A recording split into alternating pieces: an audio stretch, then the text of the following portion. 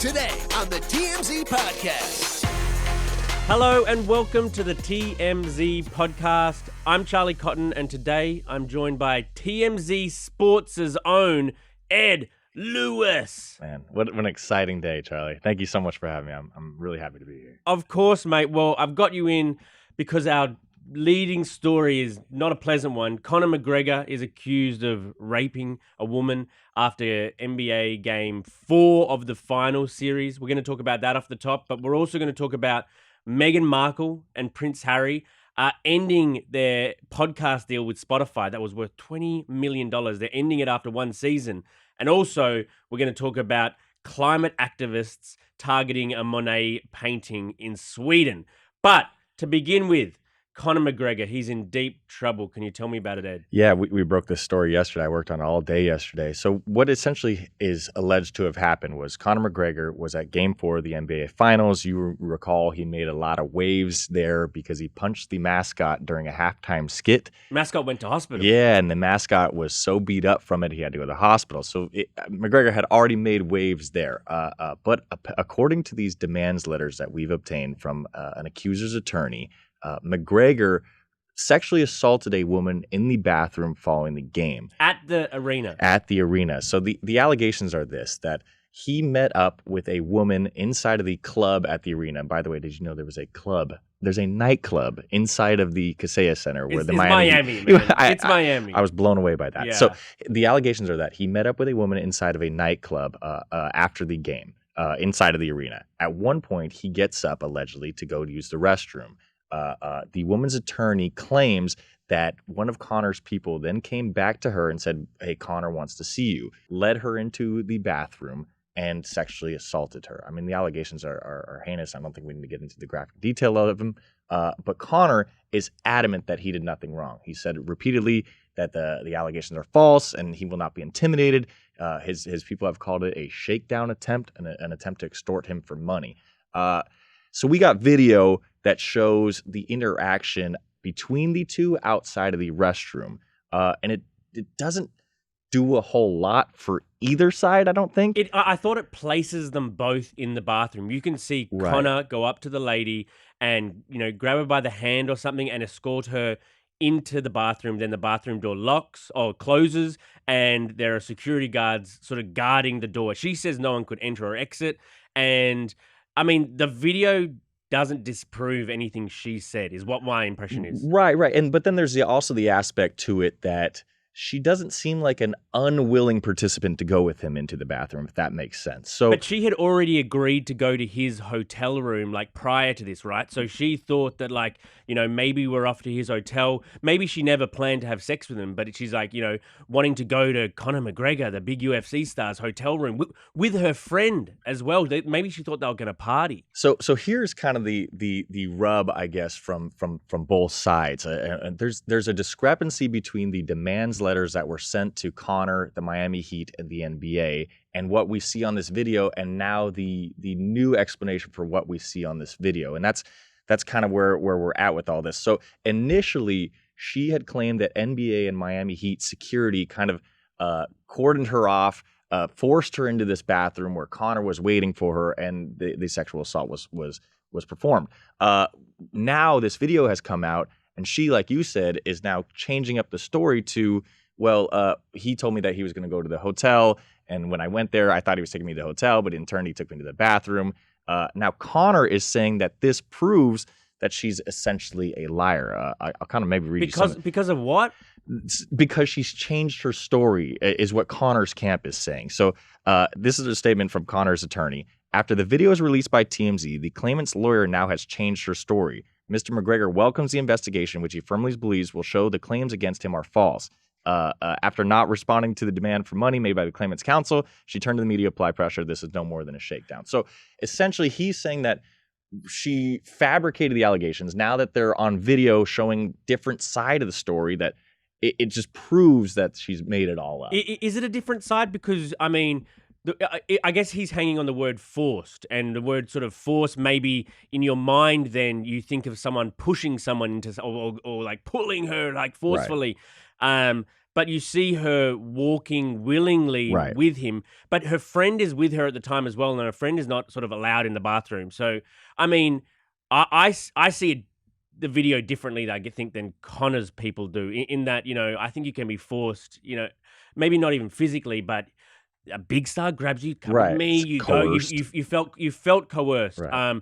And then, I mean, what happened in the bathroom? Like he tried to kiss her, he tried to get her to do all types of things. And obviously she was not a willing participant in. Yeah, so the allegations are that he forcibly kissed her, he made her perform oral sex, and then he attempted to sodomize her. And she was only able to get away because she was able to elbow him repeatedly and kind of shove him out of there. And then she claimed that at one point she left her bag in the bathroom because she was in such a hurry to get out of there and get away from him. And she says that they basically held her bag hostage, and she had to plead with them, and it was just this basically horrific scene.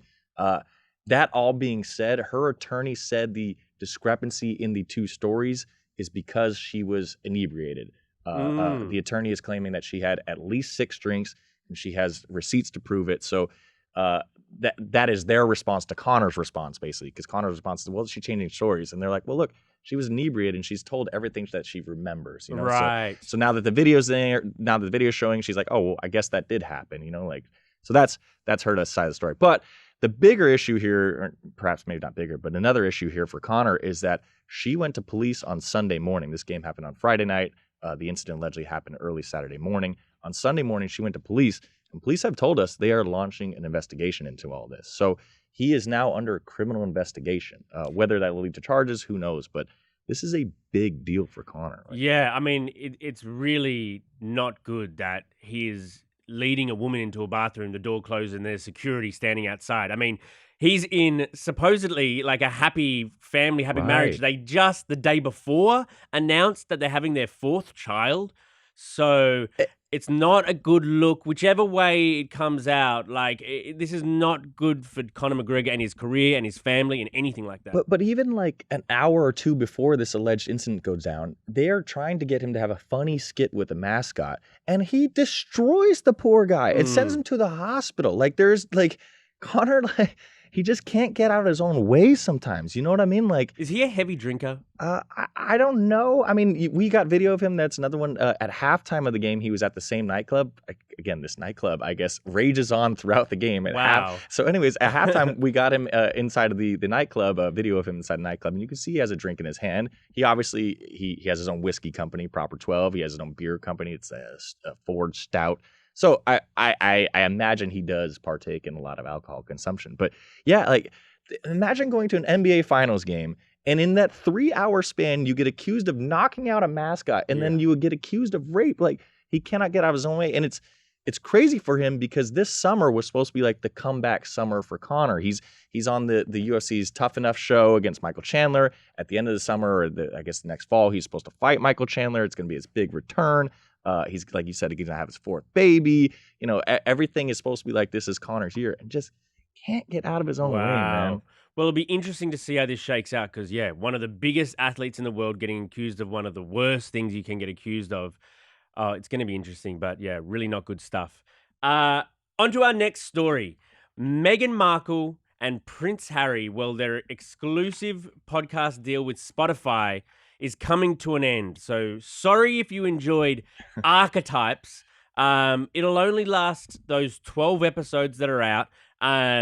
They were signed originally to a $20 million deal with Spotify, but that meant that they could exclusively, Spotify had the podcast deal, so they couldn't make it anywhere else. Well, now apparently they've mutually agreed to part ways, which I guess means Spotify was saying, we don't want you as much as you don't want us. But it's just interesting. You signed such a big contract. They didn't even get the full $20 million payout, actually, because they didn't make enough episodes. But it's I thought these guys were going to have the best lives when they came to America, and they were trying this and they were trying that, and they signed a $100 million deal with Netflix and Spotify one.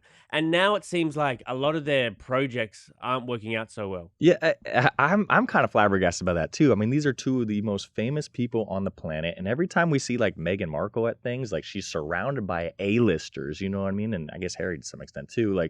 and they cannot produce enough content or interesting enough content Mm. to fulfill even a full season of a podcast. I'm very curious as to why are they not interesting enough to get this done? Right. Well, I mean, the podcast is about deconstructing the history of female stereotypes. So I guess that's not for I everyone. guess it's a niche audience, yeah. I mean, it's, in this time when everyone's like a bit, they want podcasts to be like funny and internet, like this one, like this one. We're having so much fun. Yeah, we're going to be in season 20. We're going to be in season 100. But I mean, sort of like, she was interviewing Serena Williams, Mariah Carey, Paris Hilton about stereotypes. So I guess, I don't know, maybe the content wasn't, But is that not more Spotify's fault then? Like, how do you got to understand that that's a very, very small marketplace, right? Even though you are talking to the Serenas and the Parises of the world, like, how do you not foresee that being like, oh, this probably has a less than 0% chance of succeeding? You know what I mean? Like, it's Right. I don't know. Like, it seems like it's such a generic topic. Like, it does. you have Meghan Markle. Why not talk to a Paris Hilton or Serena Williams about like off-field lives? Like, it's something that would appeal to a broader audience. And talk to other princesses about what's it like. I don't know. Yeah, it seemed like they could do a lot more with it. And then I was reading that she's still going to produce her podcast for a different platform. Yeah, she's trying to shop it somewhere else now. Yeah, it seems like there's just everything we talked about. It seems everything they touch kind of just like everybody's like, let's. Well, the only things that have succeeded that they've done have been based on shaming the royal family. Right. But that seems like they're like a one-trick pony now. Right. All they've got is like exposing secrets. And now what do you got for me? Right. How many more secrets do you have to expose? So once they're tapped out of secrets, what do they do then? Like, honestly, like, is she going to go back to acting? God knows what he can even do. Like, he's not. Well, like, you tell me though. Like, what would you find interesting from these two? You know what I mean? Like, what could they do now? Like you said, like, I'm very interested by how they lived as royals and the exit of the royals, but that seems like that's all tapped out. Is there anything further they can do to, I guess, stay relevant and perform content that you would consume? But are they interesting people on the face of it? Or is it they only just like lived interesting lives and now we know their lives and now it's just like, well, they're tapped out? Probably not, right? Like, I don't know. But then is she now too big to go back to like television roles? Like, she might have to for the money. That's a tough spot to be in, man.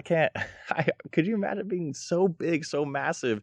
Now you've told your stories and now they've given you all these abilities, platforms to tell more stories. And you're like, I got no more stories. Wow. It's pretty crazy that, they must feel the weight of the world on their shoulders, that everyone's kind of like a little bit against them. Yes. And now some of their stuff is failing. So people are like starting to like, okay, here we go. But perhaps maybe that's the route. Maybe just be the villains and keep going that way. I mean, but maybe they don't even care, huh? I mean, maybe they do. You know them better than I do. Do you think they? I mean, why? Because I'm Australian. No, because you're more on the TMZ side. I'm on the TMZ sports side. Okay. But yes, I guess I'm Australian too.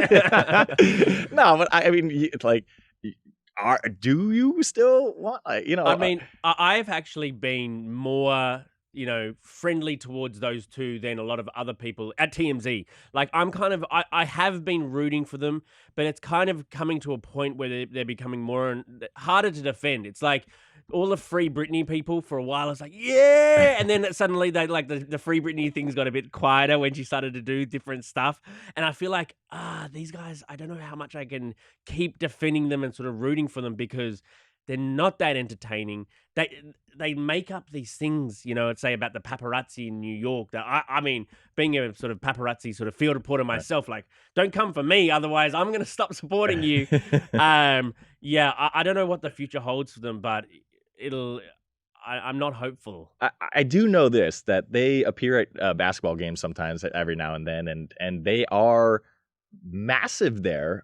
So there is an audience that would like to consume what they're giving. You know what I mean? They were on Kiss Cam or whatever, and people were enthralled by it. More so, I think it was a Laker game a couple months ago, where there was like a Leonardo DiCaprio. There was a lot of these big Adam Sandler's, big names.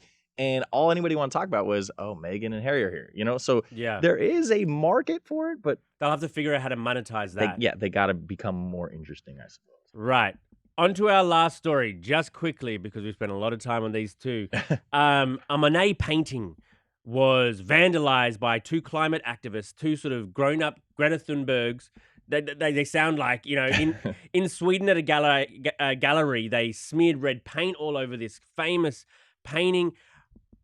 They made a big deal about it, but I mean, I'm kind of over these sort of displays of let's wreck something. I mean, it gets me offside. It makes me want to litter, sort of thing. You know what I mean? I don't like them going for these artworks where, like, this artwork doesn't have a stake in the fight. Like, this artwork is actually of a garden, so it's actually of the environment they're trying to protect. The irony. I mean, what do you feel about these sort of protests? Well, I think we're talking about it, so it's successful for them. You know what I mean? So if they're not doing these outlandish things, they are not going to be heard.